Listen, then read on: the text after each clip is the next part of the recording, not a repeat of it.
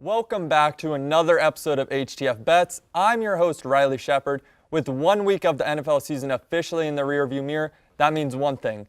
Fantasy football is back. Along with the MLB season in its home stretch and 2 weekends of college football behind us, my crew and I have a ton to dive into, so don't go anywhere because HTF Bets starts now.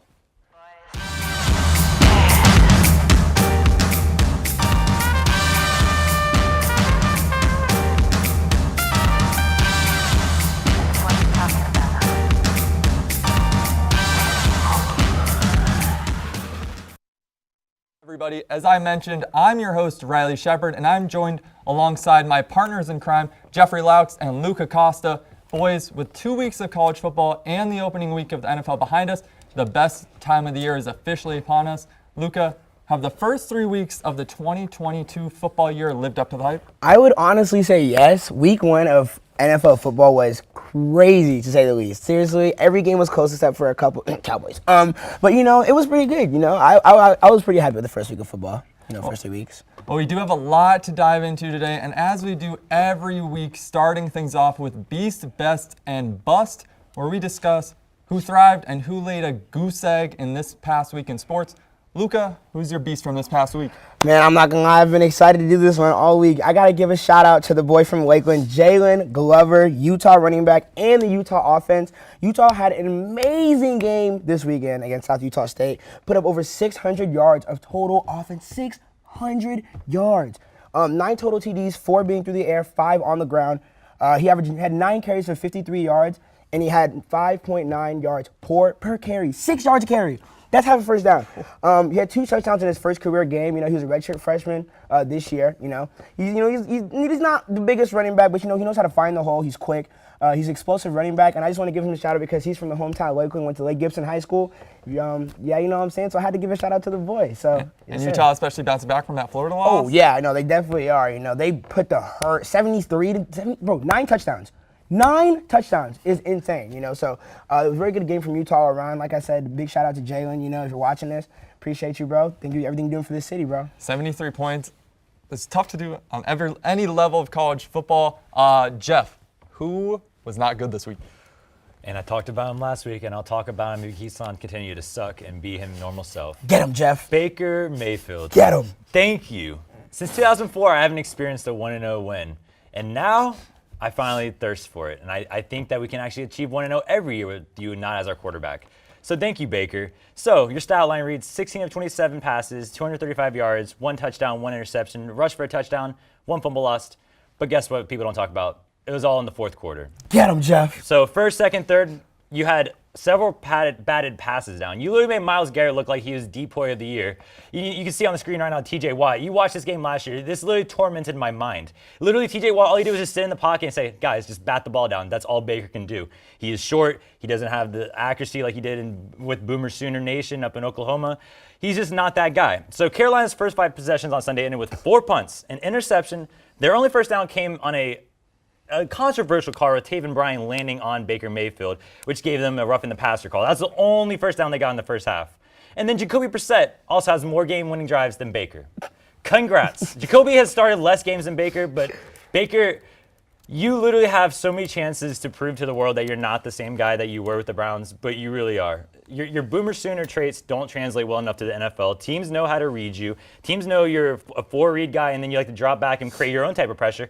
Literally, if you watch the game, he literally caused his left tackle a heartache by running him to the left side, making him have to run around with Myles Garrett on top of him, with Jadeveon Clowney, with some of these demon defensive ends on top of Baker that wanted thirst for a sack because of last season ruining it. Anyways, Baker, thank you. 1-0. You proved to the world again you are not that guy. You deserve that, Jeff. Thank you. You deserve that one. Really? Actually, I have one thing that I want to ask you. So the Panthers are traveling to New York this weekend, take on the Giants. Baker's over-under for passing yards is set at 217.5. What are you slamming? I'll take the over. Look, Baker is a good QB. He's below Kirk Cousins, but he's above Carson Wentz. Kirk Cousins and Carson Wentz ain't taking their teams anywhere. How long has Kirk Cousins had a good team by his side and he hasn't done anything? Oh, the Vikings sympathizers might come out and say, oh, why do you always attack Kirk Cousins? Because he hasn't done anything. He hasn't done anything. Tell me how many years he has Adam Thielen in his prime. Dalvin Cook. Now he has JJ, literally one of the top 5 receivers right now. Like Great middle linebacker pairing, too. Dude, he has had great offensive line, great offensive scheme. Literally, we took your offensive scheme and made it look better than what Kirk Cousins has done. And it's sickening. Anyways, Baker, I can see him going over, though. You kind of disagree. What do you? Man, listen, I'm just saying, I'm a hater. I'm going to sit here and say it. I'm an avid hater. Don't like Baker Mayfield. I think he's garbage, So I'm going to take the under. You think he plays the Giants? Plays the Giants. In No, New York. no. I'm still taking the under. I don't care. They could play the Jets. They could play, honestly, they could go play high school, and I would still take Baker to take the under because I just don't think he's that good of a quarterback. Bro, he has Christian McCaffrey to throw to. Robbie Anderson is honestly coming out like he's not that bad of a receiver. I don't think he's ever been bad. I think Robbie Anderson's a very underrated receiver. So, but I'm just saying under on Baker Mayfield. Yeah. He's not him. We are talking about the Panthers and Giants, so I do want to transition into some actually good football teams in the NFL. Like the Chiefs? Like the Chiefs. I had the best for this week, so I think it would be a disservice to Patrick Mahomes and the entire NFL if I did not pick Patrick Mahomes as my best. 5 touchdowns, 360 yards through the air in the 44-21 win over the Cardinals. Guys, are the Chiefs the best team in football right now? After week 1? I wouldn't say they're the best team in football. I think we gotta relax. We gotta chill out. You know what I'm saying? They did play. The Cardinals are a good team, but we all know the Cardinals have not been known for their great defense. They've been for their lackluster performances when it matters. So I wouldn't say they're the best team in football, but I would say they're a decent team. And real quick, I was gonna ask you, why were people doubting Patrick Mahomes? Why? I just want to know why. You got a point. Why were people ever saying? Yeah, the one thing that I do want to touch on: 9 different players caught a pass from Patrick Mahomes. So I think he's going to be all right with Tyreek Hill. Kelsey obviously led the team in receiving yards. I wasn't surprised by that at all. 8 receptions, 121 yards, and a touchdown. Mahomes has never lost a Week 1 game in his career. He's 5-0 in his career. Why do you think that is, Jeff? Kelsey. Yeah. When is Kelsey going to decline? Because he lost Tyreek Hill. He's losing all his receivers. He got back Sky Moore, who's a new rookie. But Kelsey, why is he so good? Can you tell me why he's so good? I love that guy. He's the best tight end in football, man. He's the best tight end in football. He's so smooth at his route running. Like, people that tell me Kittle's better than Kelsey, I'm like, go watch film thank tape. you. Go watch film tape. You can argue with your mom, your uncle, your dead grandma, your dog. I promise you, there is not a tight end in football better than Travis Kelsey right now. The only thing George Kittle has over him is run blocking, and it's not even like it's crazy because Travis Kelsey can still run block. You know what I'm saying? If you put Travis Kelsey against any cornerback, DB, linebacker, 1-on-1, 2-on-1, he's gonna catch it over them. You know what I'm saying? So I really do like Travis Kelsey, but does not take away the ability from Mahomes because, I think we've seen it this year, bro. That shovel pass, that's automatic. Bro, he loves that shovel pass to Clyde Edwards-Helaire. I think Patrick Mahomes just has a great offense around him, but also it's like not saying it's not him. He just, trying to make his players excel. He makes everyone else around him better. And with that game, that is Mahomes' 6th career game with at least 5 passing touchdowns, and he joins a club with that game that includes Drew Brees, Peyton Manning, Dan Marino, and Ben Roethlisberger. And each of them have played. This is the craziest part about that. Each of them have played at least 240 games. Mahomes has played 64 in his career. So with that, I'm going to go to a quick commercial break. I'm going to talk a little bit more about Patrick Mahomes and the Chiefs later on in the show. But we're going to go to a quick commercial break, so don't go anywhere. HTF Hot Takes. I'm Johnny Jackson. We've got Emily Aaron to my right and Luka Costa to my left. Hello and welcome to our segment of Hot Ones. I'm here with Noah Kemper and Grant Wheeler. Yep, I knew that. Grant Wheeler. Listen, I'm a Bulls fan, but I just can't ever argue against LeBron. I watched him my whole life. I've been going back and forth with this debate for a long time. It's got to be Michael Jordan. Whatever she wanted. I would wake up in a maid costume for Doja Cat. Brutal. Jeffrey Laux, no question. Richie, I would give it to Richie. It is not Richie. It is not Richie. No, it's Jeff. Richie's pronouns are he, they, because he cannot be him. What? Oh, wait a second. I'm gonna have to also agree and say Jeff. He always is spiffy. It might be Cameron. Cameron's had some good fits. Out of the women, Norelli always dresses really, really cute. Oh,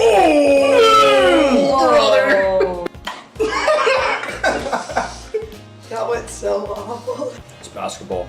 College football, I think, is the best sport to watch. If you don't like soccer, it's because you suck at it. I think college football is the best. Thanks for watching.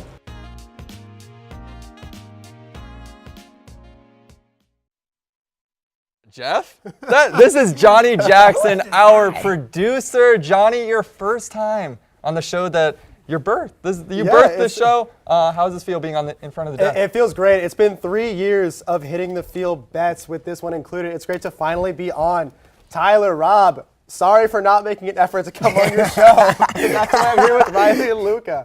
How are you guys doing today? Oh, man, we're doing great. Happy to be here. Happy to have you, bro. Jeff is actually in front of the green screen right now because he is telling you who you should add to your fantasy football roster and who you should dump. Jeffrey, your top 5, add drop. Let's get into it. So my first ad of the week is going to have to be the third down back and the receiving back for the Tennessee Titans, Mr. Dontrell Hilliard, because that man is an absolute beast. And the thing is, teams are now game planning for Derrick Henry, and now you can throw in Dontrell Hilliard and not have to worry about teams double teaming him, triple teaming him, throwing all the linebackers inside the box just to stop him, because he's going to be a receiving back. So this week, he actually had 3 receptions, 61 yards, and 2 touchdowns, and he's not owned in many leagues, so that's an easy pickup for you. My next ad would definitely would have to be Curtis Samuel from the Washington Commanders. Yep. And that's because it's Johnny's team, and I know he believes in Carson Wentz that he's going to get him the ball. And he's back to prime condition. 8 receptions, 55 yards, 1 TD. He was a good 12, 13 points this week, and that could be added to your team. So we have next with Baltimore wide receiver Devin Duvernay. I'm not a Baltimore believer, but I believe in Lamar Jackson. And I believe that this is his third weapon behind Mark Andrews and Mr. Rashad Bateman. And there's not many other weapons besides this. So for this week, he scored 2 touchdowns on 54 yards for 4 receptions and helped the Ravens escape the Jets' defeat. For my drop, sadly, I'll have to go with Mr. Kenny Golladay. In the past, I said on John Whitley's show 2 years ago that I believed that Kenny Golladay would actually be Offensive Player of the Year. How wrong was I? So that's when he was with the Lions. I believed that Matthew Stafford would hook him up, but now he's with the Giants with Danny Dimes. Danny Dimes and him are not doing it. At training camp, he's not looked well. In the games, he hasn't looked well. And then in this recent awesome victory for the Giants, he only got 2 targets. When players like Kadarius Toney didn't give me targets. So if people are not getting targets, people need to be dropped from your squad. And Kadarius Toney has way more potential than Kenny Golladay. Drop that man. I should have learned in the past. And my final drop, this might be controversial, and I'm sorry, Mr. Alex Vanderbeek, because I respect your team, but the Cowboys' defense and special teams need to be dropped from your team.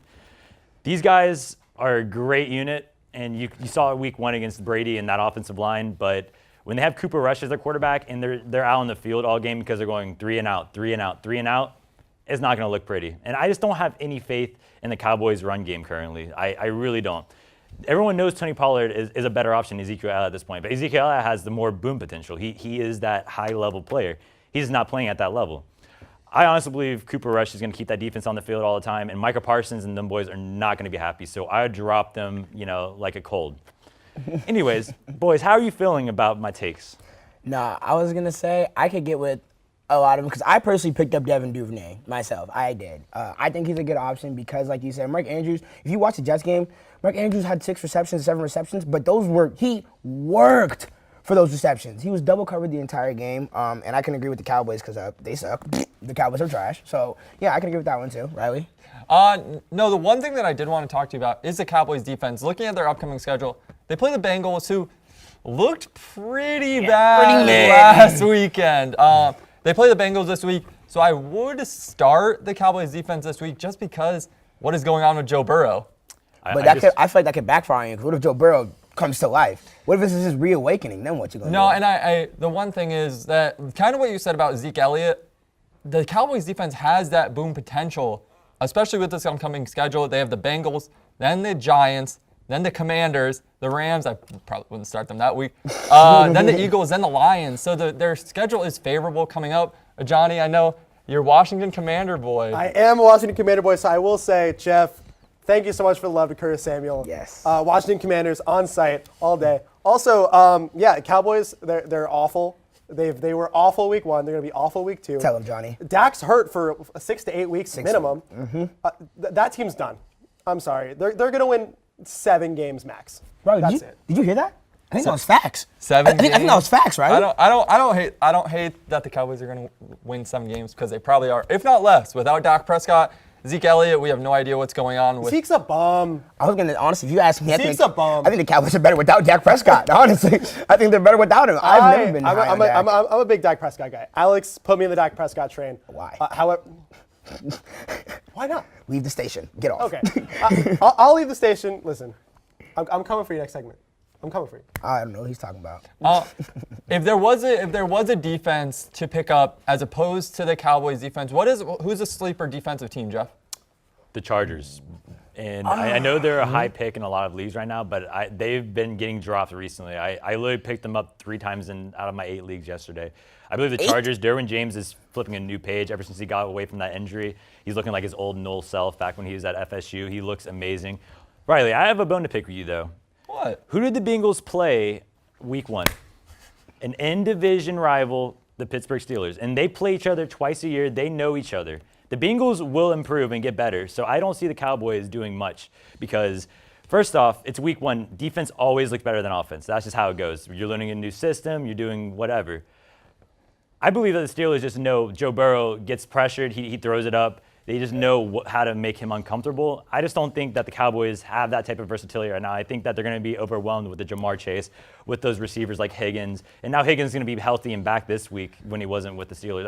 I don't believe in your take with Cowboys staying on your team. Very quickly, by the way, the Bengals almost won that game, and Steelers turned the ball over 6 times, by the way. That's all I got to say. They still almost won. The so, Steelers are playing a middle school vice principal at quarterback. I'm sorry. They're not doing anything. They're not doing anything. Jeff, I'm sorry. That's rough. I do want to go back to your Chargers. The Chargers defense, because they did look good against the Raiders. They had 5 sacks. Khalil Mack, 3 sacks. Are you kidding me? And he said that wasn't good enough. They actually played tonight against the Chiefs. Would you pick up the Chargers defense tonight against the Chiefs? They are sitting on my bench actually right now.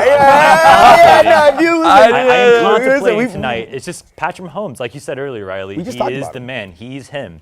He is just built different. He throws sidearms. He has Kelsey by his side. He has new rookie receivers to build with.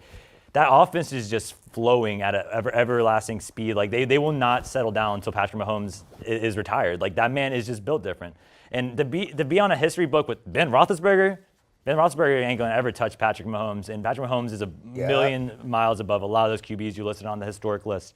So I would not start him tonight because Patty Mahomes, but might as well if you have another bad defensive option. We do a lot of things here at HTF Bets. Lying is not one of them.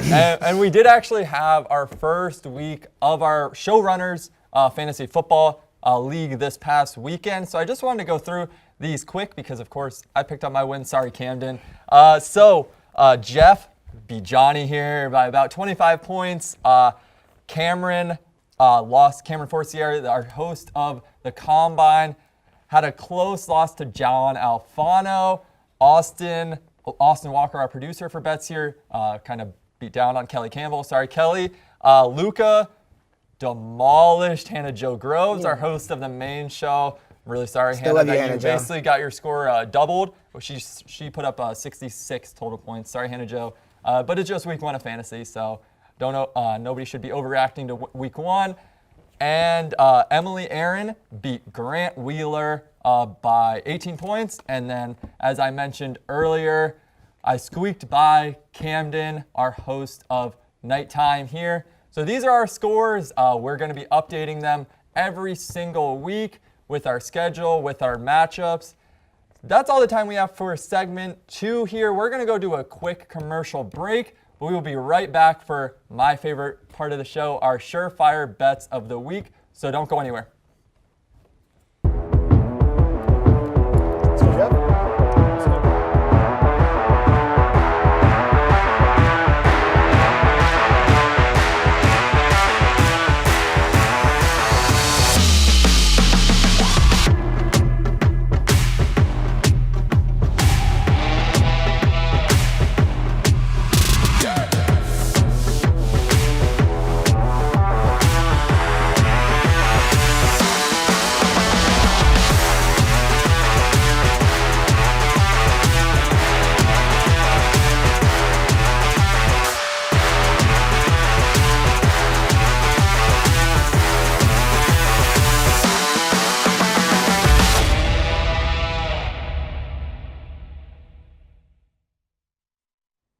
Welcome back. And if you just watched the commercial break, please tune into the Charge On podcast. We have some of our Hitting the Field alumni that are hosting that, Mr. Sean Green.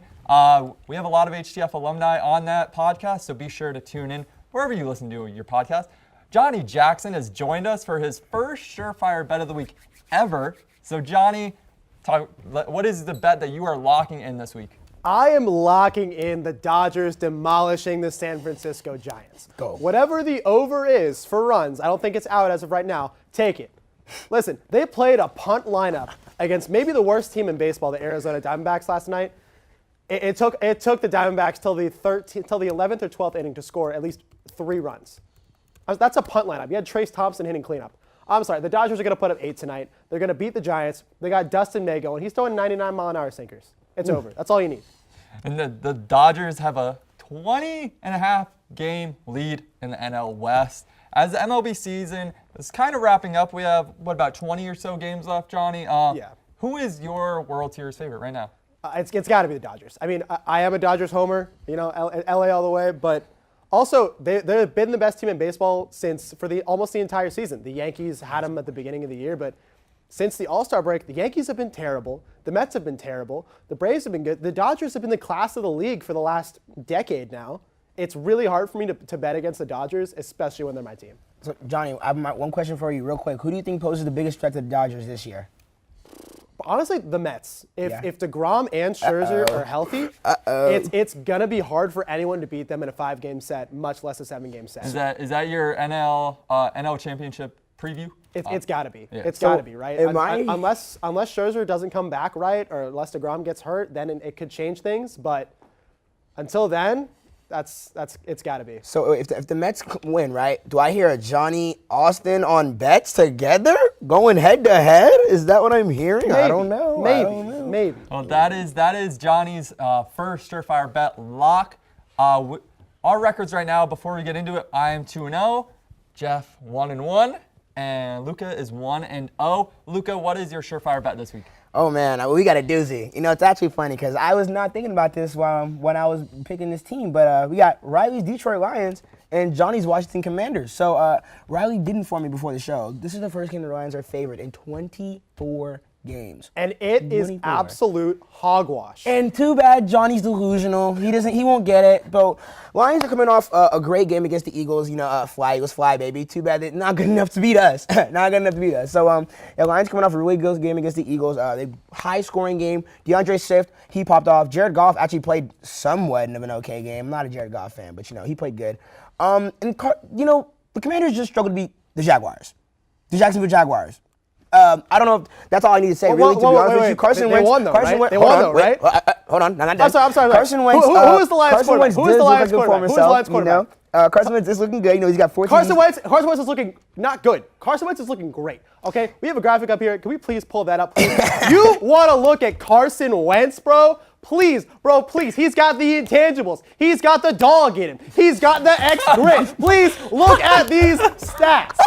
He's a lunch pail guy. He's first in, last out. He's scrappy. He's a lunch pail guy. Are you kidding me? It doesn't even matter what the Lions do. Carson Wentz solos the entire city of Detroit. It's not even close. Not even Oh my God. As much as even though I'm a big-time Eagles fan, as much as it was nice to see Carson Wentz play like that, I just simply do not believe he's that guy anymore. He hasn't been the same since Detroit at ACL. So you're not that guy. Swift had 15 carries, 144 yards, and a touchdown last game. Amon-Ra St. Brown also popped off, 8 receptions, 64 yards, and a touchdown. I just think the Lions are just too much. Lions offense is just going to be too good for the Commanders defense to handle. But I genuinely do believe at the end of the day, it's going to come down to the Lions defense. Because they're not that great. They are not the best defensive team. They can play kind of okay when they want to. But it's also going to come down to Curtis Samuel, Carson Wentz. So I think it's going to be a very close game. Lions are favored at 2.5 on ESPN. I think 100% they cover the spread. I think you should definitely be betting on the Lions this week. I just have one thing that I want to touch on before I throw it to Jeff. Might be the first time that I've ever heard in my 21 years of life that the Detroit Lions offense is going to be too much for somebody. Jeff, what is your surefire bet of the week? So my surefire bet of the week, let's get to it. Patriots at Steelers. This is going to be a revenge game for the Patriots because they are not losing 2 in a row, especially after that embarrassing performance against Tua Tagovailoa. They just let that Jalen Waddle man, Tyreek Hill man, all those boys run all over him, and Billy B is not letting that happen again. He is not. And I'm going to tell you why. Because the Steelers lost their biggest gold medal, which is TJ Watt. That defense is nothing without TJ Watt. I'm sorry. You can talk about Cam Hayward. You can talk about all those players. They are nothing without TJ Watt. TJ Watt creates so much pressure just on his presence that he literally demands triple teams at points, which lets Cameron Hayward, which lets Laux, which allows the Steelers' defensive players to succeed. That team is successful because of TJ Watt and the system that they play in. So, while I think the Patriots are going to win, Billy B doesn't lose twice in a row. Billy B is going to get them boys back on track, especially with Mac Jones looking not too good. Not too good. He actually was questionable this week and actually got to play Wednesday's practice. So, Mac Jones is available. TJ Watt is not. I'm taking the Patriots, and I'm going to take – right now they're favored by 1. But I'm going to say by 5 I see them winning it. I'm not even going to lie. I don't even know if I can agree with that. Even without TJ Watt, the Patriots, in my opinion, they just suck. They're just not that good of it. Like, bro, seriously, like, who is he throwing to? Oh, okay. That's all I got to say. Go ahead, Riley. Who is throwing to the Steelers? What you mean? Dante Johnson just dropped magic, but that boy can still get open. Let's not hear Kenny about Pickett, Hey, Mitchell no. Trubisky, who is worse than Jared Goff and worse than a ton of quarterbacks we just talked Nick about. Trubisky worse than Jared Goff. Yes, he is. Yes. Are we sure? He is. Yes. Mitchell Trubisky is terrible. Jared Goff is literally dog water. Are you Hey, kidding me? hey, He won hey, the Super Bowl. What is that? Nick Foles won Super Bowl. Oh, okay. Okay, Oh, you yeah, at least exactly. did something. You at least did something. Nah, you tripping. You tripping you on tripping. that. Go ahead, Riley.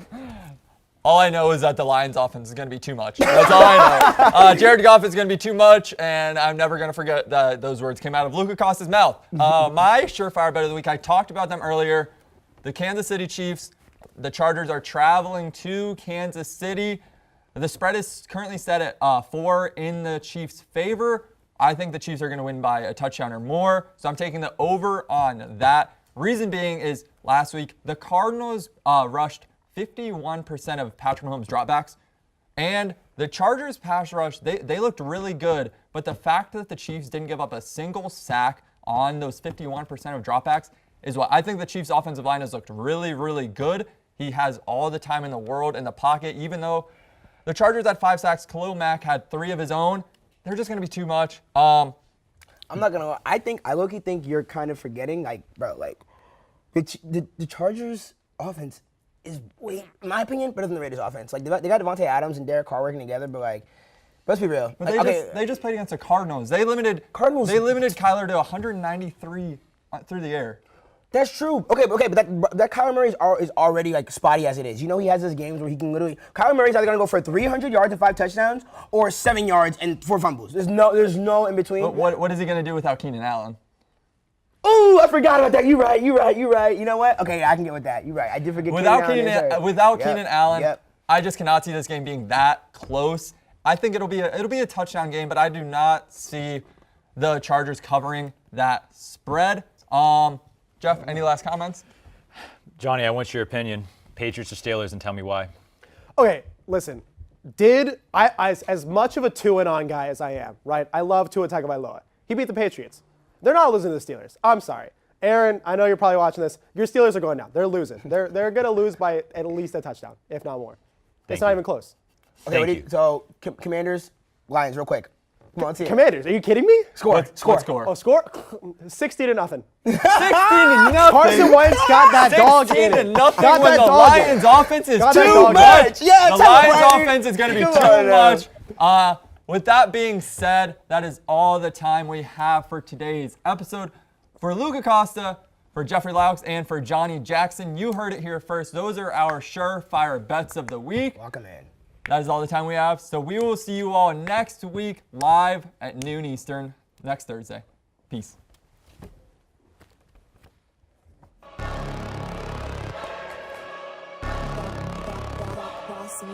Things gon' change when I really hit the field. Undefeated chance, man, you know what's the deal. Tryna find a kid, I'm in the field doing drills. Boy, you just a sucker, you ain't never keep it real. 3 rings in my hand, I'm a warrior to the max. When I hang it up, they gon' have to give me plaques. Step up in the building and I only bring the facts. When I make a highlight, they gon' replay, run it back, okay? Always locked in, I don't got time to lax. Saying he the best, he could take a lap. Batted 1,000.